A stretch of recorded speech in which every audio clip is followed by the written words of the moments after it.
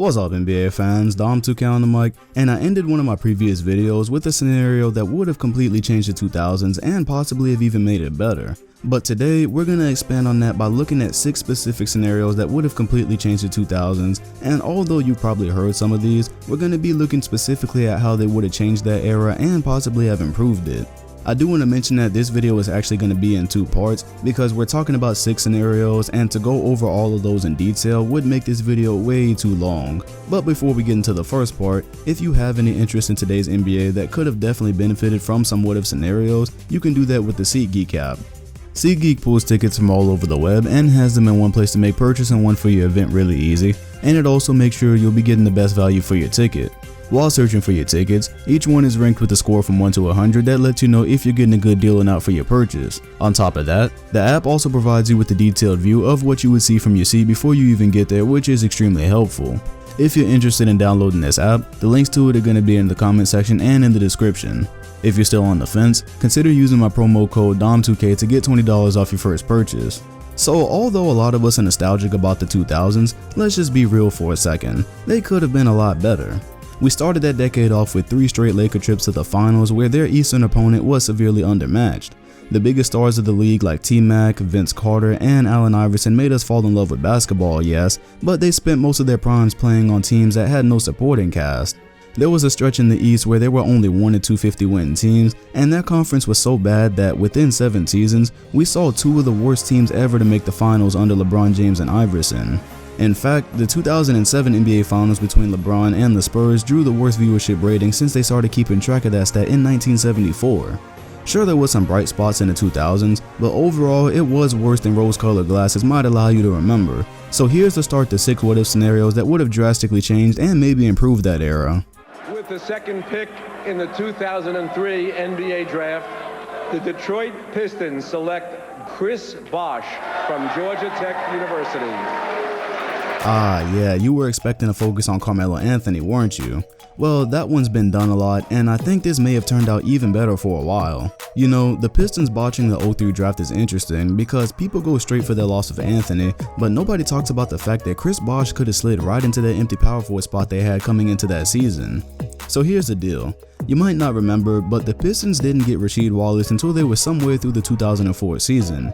He was their finishing piece to the championship team, and he was what they needed because every position was filled except for the power forward spot. Tayshaun Prince didn't get a crazy amount of playing time in 2003, but he was a core part of that title team the next season. And so if they had have picked up Chris Bosh that summer instead of Carmelo Anthony or Milicic, they would have had a complete starting 5 right off the rip coming into 2004. If you look back, Chris Bosh only took 2 seasons to become one of the league's best big men when he was about 21 years old, and when the Pistons got Wallace, he was already 29 years old. Bosh not only would have put them in position to start competing, but he would have set them up better for the future as well. If you think back, this Pistons team was making the Eastern Conference Finals all the way until 2008, and that's when they had already lost Ben Wallace. How much better of a chance would that core have had if they had Bosh at that time instead of Rasheed? Or you know what, let's do something different. Chris Bosh was only averaging 11 points a game as a rookie, and it's very possible the Pistons could have used him as a backup center, or even still pulled the trigger on that Wallace trade. You gotta remember, they only traded guards and a draft pick for Rasheed Wallace, so what if they still do that for whatever reason even though they have Bosh? Well, I think that still works because I think that whether they drafted Bosh or not, they would have lost the 04 finals to the Lakers without Wallace. So if they still get Wallace to start and keep Bosh on the bench for 2 years, the sweet thing is that they'd have a perfect replacement for Ben Wallace. When the Pistons traded him, the core kinda lost their teeth because he brought hard-nosed rebounding and defense. Where Bosh wouldn't have given them the same level of defense, he still would have brought that star power to the offense and rebounding, and the Pistons simply would have been relevant for even longer. So when Ben Wallace is traded, Bosh slides into the starting center spot as a new star, and that core wouldn't have had to break up, meaning they would have had a legit shot at a championship for another 3 or 4 years after Wallace left, which was the rest of the 2000s. I feel like people forget Bosh because when he went to Miami, he immediately became a third option and faded into the background a bit. On a team like the Pistons where he would have been the best player with a great supporting cast, I think they would have been to more than one NBA Finals. And I think one place Bosh works out better than Carmelo is that there would have just been no void down low. Adding Melo on top of Tayshaun Prince is one thing I didn't like, but I also didn't like their center situation if Ben Wallace still ends up going away. With Bosh, that problem is solved and that lineup has no holes or bottleneck situations. Speaking of that, until the blood clot incident, Bosh could have been the piece they built around until about 2015. The Pistons really still haven't successfully built anything since breaking up that core after 2008, and they didn't make another finals after 05, so don't you think it could have been cool to have the Pistons possibly make a strong 11-year run? Whether it was Melo or Bosh, the 2000s would have heavily benefited from the Pistons not screwing up the 03 draft the way they did. Their biggest fear that they might lose Duncan to free agency after this season. If you're a subscriber, then you've heard me allude to this big three multiple times, even as recently as a couple of videos ago. However, you never heard me discuss this should have been trio in detail. If for some reason you didn't know by now, the Orlando Magic were supposed to have one of the best big threes ever starting in the year 2000 between McGrady, Duncan, and Grant Hill.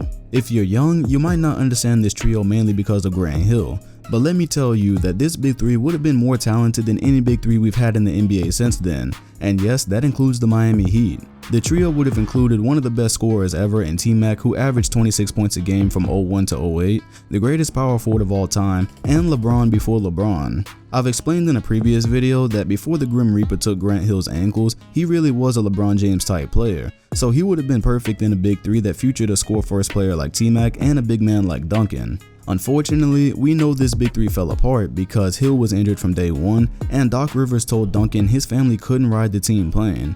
But let's look at both scenarios here, one where this big three played together and one where Hill still got hurt but Duncan and T-Mac still played together. So the year is 2000. T-Mac, Duncan, and Hill are 20, 23, and 27 years old respectively.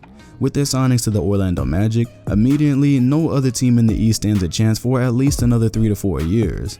The East teams that made the finals in the early 2000s were Reggie Miller's Pacers, Jason Kidd's Nets, and Allen Iverson's Sixers. The Magic easily replaced those teams as the East contender to play the Lakers every year, and instead of having the lackluster finals that we have in history now, it's replaced by a Magic-Laker rivalry that becomes one of the fiercest we've ever seen. Kobe is matched up with McGrady in a battle for the best two guard in the league, and I'm gonna assume the Magic matched Duncan with Shaq for the best chance at slowing him down. Also, with Duncan gone from the Spurs, they have no chance of making the finals in 03 or even challenging the Lakers period, meaning LA probably makes it to the finals for 5 straight years instead of just 4 overall. I don't know exactly how these series would break down, but I think it's a safe bet to say the Lakers don't three-peat as they originally did. You gotta remember that they almost lost to teams with way less star power like the Blazers and Kings, and although those were well-rounded teams, I think this big three poses a bigger threat in a 7-game series. So now the early 2000s is split between the Lakers and Magic winning titles instead of complete Western dominance until 04.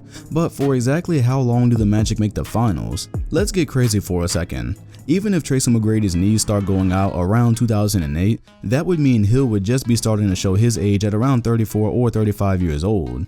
Between 2000 and 2008, if we replaced the earlier teams with the Magic, then only the Pistons, Heat, Cavs, and Celtics made the finals. For the sake of simplicity, we're gonna assume the butterfly effect doesn't prevent those teams from happening. How many of those teams beat the Magic's big three? I think everyone has an argument except the Cavaliers, but even then, if I had to put my money on it, I would only pick the Celtics. Especially if the Magic are able to put any decent players around the big three, then they're really unstoppable. So we'll just say that from 2000 to 2008, no matter what the East looks like, this big three healthy would always be a contender to play in the NBA Finals, much like how the Pistons made 6 straight Eastern Conference Finals in that time. But here's the more likely scenario. Even with Duncan signing, that wouldn't have changed Grant Hill's ankle conditions, and he would have still been the missing piece in the trio in all likelihood. Even with that, you would have had a prime T-Mac playing with the greatest power forward ever. That's clearly still enough to make the finals, at least until the Pistons show up, then it gets a bit murky. At that point, it really just depends on who else the Magic have surrounded those two with, but even then, I think they'd probably lose more finals than they'd win against the Lakers early on.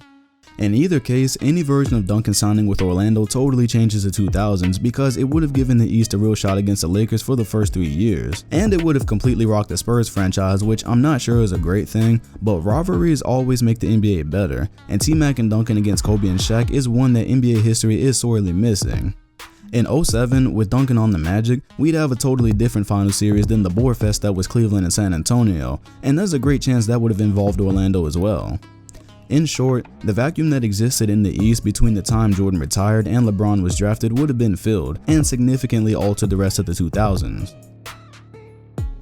Here, you reverse, go to the weak side, go up for the lob. We got 12 seconds. Butch, when you get it into Neon, you get it in high. Finish it, big man. The title of this one may sound funny to you, but believe it or not, a simple movie shoot between NBA stars completely changed NBA history forever. Before Penny Hardaway was drafted, he and Shaq shot a movie together called Blue Chips, and while it may seem harmless, that's where Shaq discovered what an amazing talent Penny Hardaway was. They would play pickup games after shooting scenes for the movie, and Shaq enjoyed his talent so much that he convinced the Orlando Magic that that was the guy that they should take in the '93 draft. Well, a lot of you know how great Penny was, so it doesn't seem like a bad thing, except for the fact that it cost the Orlando Magic a chance to pair Chris Webber with Shaquille O'Neal. The Magic had the first pick in the 1993 NBA draft, and they originally did take Webber. However, they chose to trade him to the Warriors for Hardaway and draft picks. That Magic squad did go on to make the NBA Finals once before Shaq left to the Lakers, but would he have left if Webber was in the duo with him instead of Hardaway? Well, for one, we know money was at the center of Shaq's decision to leave Orlando, but there was also the fact that he and Penny didn't have the best of relationships, so it could have been different with Webber. C-Web was a dominant power forward that could play the high post, and for about 10 years, he averaged 22 points, 10 rebounds, and 2 blocks per game. Could you imagine how insane it would have been to have him starting in the front court with Shaq? They would have been able to make a case for the best big man duo ever, and would have made anybody think twice about coming into the paint. Not only that, but it would have had potential to alter all of the 90s and the beginning of the 2000s. Picture this. The Magic go into the 95 finals facing Hakeem's Rockets, and this time instead of Hakeem only having to deal with Shaq down low, he has to deal with Shaq and Webber. Does that change the outcome of that finals at all? Well, if it does, then Shaq already has his first championship just a few years after being drafted. And with the promising outlook of the Webber-O'Neal duo, he probably decides not to leave Orlando a year later. Not only that, but how do the 90s Bulls manage to deal with that low-post duo? One of the biggest weaknesses the Bulls had was the paint, and while Webber played with the Bullets in the 90s, he averaged 23 points and 9 rebounds against Chicago. Now throw Webber down low with Shaq, who averaged 25 points and 14 rebounds against the Bulls while he was in Orlando. Does that sound problematic to Chicago making the finals 3 more times straight after the Magic went? It does to me. So even if the Magic don't win multiple titles with this duo in the 90s, they have a serious chance at going multiple times and winning at least one. And in any scenario, this likely equals Shaq not leaving Orlando unless there's some serious money dispute. So if that happens, you know which big event in NBA history doesn't happen? Everything involved with the 2000s Lakers dynasty. Shaq and Kobe never become a thing in three-peat, the feud never happens, the Kings-Lakers playoff controversy never happens, basically one of the most iconic eras in NBA history never comes into existence. I'm not sure if that's a good thing or not, it really just depends on what would have popped up in its place. Chris Webber was great up until he had his knee injury in the 2003 playoffs, and Shaq was great up until around 05 or 06. So we know at very least the first few years of the 2000s would have been different with Shaq and Webber taking Orlando far every year in a depleted Eastern Conference. But the real key to this is how long does Chris Webber last in this scenario? The way it went, he was definitely injury prone throughout the 90s, and then officially blew out the knee in 03. Does any of that change playing with Shaq? Does that same injury slow him down for the rest of his career after 2003? Well, that's where the butterfly effect really kicks in, so nobody knows. But this duo would have certainly changed everything. And even if their true dominance didn't start until after Jordan retired, it's fair to assume they could have made every finals playing in the East from 1999 up to 2003, and it's anybody's guess where things go after that. So that's what I got for you guys for today's video. Those are the first 3 what ifs that I really think could have changed the 2000s, and I'm gonna have part 2 out really soon. Make sure to leave in the comment section your thoughts on each what if scenario, how you think they would have changed the NBA, if you think it would have changed it for the better or for the worse, and just what do you think would have popped up in these scenarios. For instance, I'm really interested to see what you think would have happened if the Orlando Magic had a rivalry against the Lakers, because that would have definitely happened if Grant Hill and Tim Duncan went there and played with T-Mac. There's just no way it wouldn't have. The East was too bad. So leave all your thoughts in the comment section. This should be a fun one. Make sure to hit the like button, comment, and sub if you enjoyed. Sub to my second channel if you want to see some of the gaming stuff I'm doing, and I'll have the link for that in the comment section and in the description. Thanks for watching, and I'll see you guys on the next one.